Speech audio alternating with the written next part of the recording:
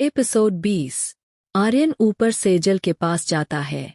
आर्यन देखता है कि सेजल हॉल की बालकनी में नीचे फर्श पर दोनों घुटनों के बीच में चेहरा छिपाकर बैठी हुई थी। आर्यन सेजल से थोड़ी दूरी बनाकर वही फर्श पर बैठ जाता है। आज आर्यन को सेजल से बात करने में डर लग रहा था। आर्यन हिचकिचाते हुए, तुमने खाना खाया? सेजल चौंक कर अपना चेहरा ऊपर कर देखती है। आर्यन को सामने बैठा देख वह थोड़ा चौंक जाती है। सेजल थोड़ा डरते हुए, आप कब आए? आर्यन, अभी। तुमने खाना खाया? सेजल ना में सिर हिला देती है। आर्यन सेजल की तरफ गहने बढ़ाता है। सेजल सवालिया नजरों से आर्यन को देखती है। आर्यन सेजल की बात समझते हुए, तुम्हारी मम्मी के गहने? सेजल यह सुनते ही चौंकते हुए आर्यन को देखती है। उसके आंखों में आंसू आ जाते हैं। यह तो मैंने इंस्पेक्टर। आर्यन, तुम्हारी माँ की अमानत है, अपने पास रखना, किसी के लिए भी, कभी भी किसी को देने की जरूरत नहीं है। सेजल वह गहने लेकर बड़े ही प्यार से उन गहनों को देखती है। सेजल के चेहरे पर एक सुकून सा नजर आता है। आर्यन को ये देख खुशी मिलती है। वो बातें तो बहुत करने आया था, पर इस वक्त उसके लब उसका साथ नहीं दे रहे थे। आर्यन, खाना खा लो। सेजल हाँ में सिर हिला देती है। फिर कुछ सोचते हुए, डरते डरते, आपने किसी से कुछ झगड़ा? आर्यन सेजल की बात समझते हुए, नहीं, मैंने किसी से कोई झगड़ा नहीं किया, और हाँ, अब से दादी की चिंता करना छोड़ दो, दादी को खरोच तक नहीं आने दूंगा, मैं यह वादा करता हूँ। सेजल को आर्यन की बातों से तसल्ली मिलती है। सेजल डरते डरते नजरें झुकाते हुए, मैं जानती हूँ मैंने जो भी किया वो गलत था।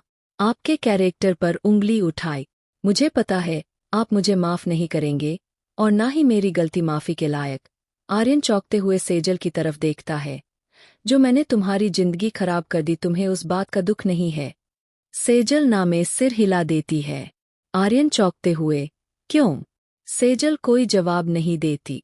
आर्यन, प्लीज बताओ ना, इतने दिन में मैंने कभी भी तुम्हें कोई खुशी नहीं दी, लंग से बात नहीं की, फिर भी तुमने कभी भी चू तक नहीं किया, ना ही कभी कोई सवाल किया, यहाँ तक कि पूरे दिन भर ऊपर रूम में अकेले पड़ी रहती हो।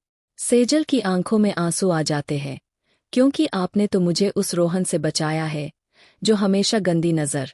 सेजल इसके आगे कुछ बोल नहीं पाती। उसका गला भर आता है। यह सुनते ही आर्यन की आंखों के सामने रोहन का उस दिन मॉल में सेजल को छूना याद आ जाता है। सेजल को रोता देख आर्यन को बहुत गुस्सा आता है। उसकी भी आंखें भर आती है।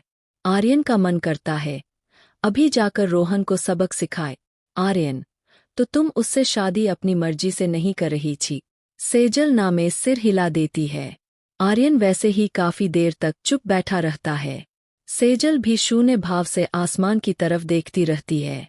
काफी देर बाद आर्यन खड़ा होता हुआ, चलो, रात के 2 बज गए, कुछ खा लो। सेजल, मुझे भूख नहीं है। आर्यन, चुपचाप खाना खाओ और सो जा, बोल कर वहां से चला जाता है। सेजल भी उठकर बिना खाना खाए रूम में आकर बेड पर लेट जाती है। आर्यन नीचे आकर देखता है तो सब वही सो रहे थे। अब नीचे रूम के उसके सोने की जगह ही नहीं बची थी। अब वो कहाँ सोए? आर्यन ने भी खाना नहीं खाया और वापस ऊपर आ गए। बाहर हॉल में देखा तो सेजल वहां नहीं थी, तो आर्यन वही दीवान पर लेट गए। आज उसकी और सेजल के आंखों से नींद गायब थी। बातें तो दोनों के मन में बहुत थी करने के लिए, पर हिम्मत नहीं हो रही थी कि क्या बातें करे। दोनों पता नहीं कब तक खुद से ही बातें करते करते सो गए। सुबह सेजल नहा धोकर बाहर आई तो आर्यन को बाहर दीवान पर सोता देख चौंक गई। इतने दिनों में आर्यन उस दिन नशे की हालत में ही ऊपर रूम में सोया था, वरना वो नीचे ही सबके साथ सोता था। सेजल किचन में जाकर सबके लिए नाश्ता बनाती है।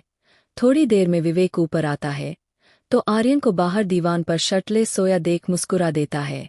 सेजल को किचन से ये दिख रहा था। विवेक आर्यन को उठाते हुए, भाई, नाश्ते में क्या मंगवाऊं आपके लिए? आर्यन उठकर बैठ जाता है। पहले तो कभी चाय भी पूछ लिया कर, सीधा नाश्ते पर अटैक करता है। विवेक आर्यन को शर्ट देते हुए, शिकायत बाद में करना, लो पहले शर्ट पहन। आर्यन, क्यों, तुझे मुझे ऐसे देख शर्म आ रही है? तो तू आंखें बंद कर ले, पता नहीं क्या है, इधर सबको मेरी शर्ट से प्रॉब्लम रहती है। विवेक धीरे से, भाइयों भाभी के सामने भी ऐसे ही। ये सुन आर्यन को सेजल का ख्याल आता है। इधर उधर देखता है तो सेजल किचन में छी। आर्यन जल्दी से विवेक के हाथ से शर्ट छीन पहन लेता है। आर्यन विवेक को घूरता हुआ ये बातें पहले बताया का। विवेक, अच्छा पहले तो आप शर्ट पहनकर सोना शुरू कर दो, अब यहाँ पर तो भाभी के रोज सुबह दर्शन होंगे। आर्यन, तुम चारों कल फैल कर सोए हुए थे इसलिए मुझे यहाँ पर सोना पड़ा। विवेक, तो भाई आप अब भी यहाँ पर नहीं सोओगे। आर्यन, ज्यादा मत सोच, चल नीचे।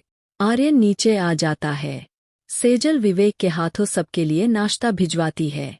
ऋषभ अभी अपने घर से नहीं आया था। विवेक आर्यन से, भाई क्या ऑर्डर करूँ आपके लिए? आर्यन विवेक के हाथ से प्लेट छीनते हुए, अपने लिए कर ले ऑर्डर। विवेक, अंश और विक्रम तीनों यह देखकर मुस्कुरा देते हैं। विवेक अपने लिए एक प्लेट में और परांठे लगाता है। आर्यन पराठा तोड़कर जैसे ही एक बाइट खाने लगता है, उसे सेजल की याद आती है। आर्यन अंश से सेजल को भी नीचे बुला ले, वो भी यहीं पर नाश्ता कर लेगी। तीनों एक दूसरे को देखकर मुस्कुरा देते हैं। अंश तुरंत खड़ा होता हुआ, भाई अभी बुला कर लाया। अंश ऊपर भाग कर जाता है तो सेजल किचन में ही होती है। सेजल अभी किचन सिमटा रही होती है। अंश, भाभी आपको आर्यन भाई कह रहे कि आप नीचे आकर नाश्ता कर लो।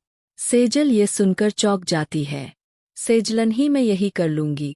अंश, भाभी अब तो सबके साथ कर लो, अब अकेले अकेले रहने की जरूरत नहीं है आपको, अब तो भाई भी आपसे नाराज नहीं है। सेजल थोड़ी देर वैसे ही खड़ी रहती है। फिर सेजल एक प्लेट में अपना नाश्ता डालकर नीचे आ जाती है। सेजल को देखते ही विक्रम जो अंश के बगल में बैठा हुआ था उठकर खड़ा हो जाता है और सेजल को वहां बैठने को बोलता है। सब वहीं बैठकर नाश्ता करते हैं। सेजल को बहुत अजीब लग रहा था क्योंकि इससे पहले उसने कभी भी इतने लोगों के साथ बैठकर खाना नहीं खाया था या बात तक नहीं की। उस दिन ऋषभ के घर में तो उसकी मम्मी थी जो बहुत प्यार से बिल्कुल एक माँ की तरह उससे बात कर रही थी, इसलिए सेजल को उस दिन डर नहीं लग रहा था। पर आज उसके चेहरे पर एक अजीब सा डर नजर आ रहा था जो चारों ने नोटिस की। सेजल नाश्ता करके ऊपर चली जाती है। थोड़ी देर में ऋषभ भी आ जाता है। सब वहीं बैठकर ऑफिस की बातें करने लग जाते हैं। विवेक बहुत देर से चुपचाप बैठे कुछ सोच रहा था, फिर अचानक से कुछ सोचकर, विवेक भाई मुझे आप दोनों से कुछ बात करनी है। ऋषभ, बोल। विवेक, बोलना तो 2 दिन से चाहता था पर परसों से मौका ही नहीं मिल पा रहा। पहले भाभी की तबीयत खराब थी शाम को और कल भाई का मूड खराब था इसलिए बात नहीं कर पाए। ऋषभ, बोलना, ऐसी क्या जरूरी बात है? विवेक, भाई उस रोहन और चाचा चाची के बारे में बात करनी थी। आर्यन, किसके चाचा चाची? विवेक, भाई भाभी के।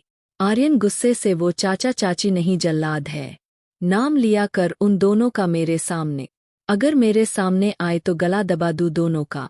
विवेक, भाई वो जल्लाद भी नहीं, वह तो दलाल है। आर्यन और ऋषभ ये सुन चौंकते हुए, क्या बकवास कर रहा है, साफ साफ बता। विवेक, भाई वो रोहन से सेजल भाभी की शादी नहीं कर रहे थे बल्कि उन्होंने रोहन से सेजल भाभी से शादी करवाने के बदले में पैसे लिए थे। अगर उन लोगों की भाषा में कहूं तो सेजल भाभी का सौदा किया था उन दोनों ने। यह सुनते ही वहां बैठे हर शख्स के आंखों में गुस्सा था। आर्यन के आंखों में खून उतर आता है और ऋषभ को भी बहुत ज्यादा गुस्सा आ जाता है। आर्यन गुस्से में खड़ा हो जाता है। ऋषभ आर्यन को वापस बैठाता है। ऋषभ, ऐसे गुस्से से कुछ नहीं होगा आर्यन, उनके बारे में पहले पूरी जानकारी लेनी पड़ेगी। मैंने इसलिए विवेक को रोहन और विजय की कुंडली निकालने को बोला था। विवेक, भाई रोहन अपने बाप की इकलौती बिगड़ी औलाद है, लड़कियों के साथ खेलना उसका शौक है। विनय उसके साथ कॉलेज में पढ़ता है। सेजल भाभी को देखते ही वो भाभी को पाना चाहता था पर भाभी किसी से बात तो करती नहीं इसलिए उसके जाल में नहीं फंसी, तो उसने विनय और उसके बाप से सौदा कर लिया। आर्यन गुस्से से, इन सबको इसकी कीमत चुकानी पड़ेगी। विनय, भाई सेजल भाभी के नाम उनकी प्रॉपर्टी है। भाभी के पापा ने वसीयत कुछ इस तरीके से बनाई थी कि 22 साल की होने से पहले भाभी अपनी प्रॉपर्टी किसी के नाम नहीं कर सकती और शादी के बाद उनकी प्रॉपर्टी रहेंगी तो भाभी के ही नाम पर। वो किसी को बेचना चाहे तो हस्बैंड के साइन जरूर होंगे और अगर भाभी को कभी भी कुछ हो जाता है तो प्रॉपर्टी एक ट्रस्ट के नाम हो जाएंगी। आर्यन, ये इतनी अजीब वसीयत कोई क्यों बनाएगा? विनय, शायद उन्हें अपनी बेटी की सेफ्टी की चिंता थी, उन्हें अपनी मौत के आने का पता था। आर्यन, मतलब? विनय थोड़ा हिचकिचाते हुए, भाई वो भाभी के पेरेंट्स एक्सीडेंट में नहीं मरे थे? आर्यन चौंकते हुए, तो विनय, विजय ने मरवाए थे, पर कोई सबूत नहीं मिला इसलिए बच गए। तभी सिर्फ प्रॉपर्टी के लिए भाभी को पाला है। हर महीने भाभी से साइन करवा कर लाखों रुपए अपनी जेब में रखते हैं और भाभी को नौकरों से भी बदतर जिंदगी दे रखी थी। मार खाना, टॉर्चर करना यह भाभी के लिए रोज का था। यह कहते हुए विवेक के आंखों में आंसू आ जाते हैं। विवेक भाई वह डॉट आर्यन, क्या? विवेक भाई भाभी को सिर्फ मारा ही नहीं जाता था बल्कि जरा सी गलती पर बोल कर चुप हो जाता है। आर्यन खींचते हुए, बोलना, क्या जरा सी गलती पर? विवेक तो 2 दिन तक खाना भी नहीं देते थे। ये सुनते ही सब धक्क से रह जाते हैं। कोई ऐसा वहां नहीं था जिसके आंखों में आंसू न हो। अगले एपिसोड के लिए हमारे चैनल को सब्सक्राइब करें। धन्यवाद।